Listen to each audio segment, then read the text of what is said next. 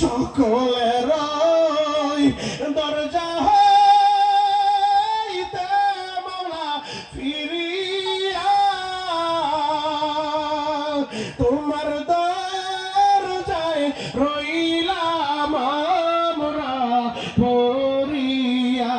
আল্লাহ মুরব্বী বাবারা চিৎকার মাইরা মাইরা কান্দে, যুবক গুলা চিৎকার মাইরা মাইরা কান্দে।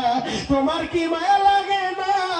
আল্লাহ উমার জুরি 2 দিন বিবি মাহফিলকে এলাকার হেদায়েতের জরিয়া বানিয়ে দাও। যার মা অসুস্থ, বাবা অসুস্থ, অসুস্থ মা বাবার সুস্থ কইরা দাও। কে যে উপায় হবে আমার মরণে।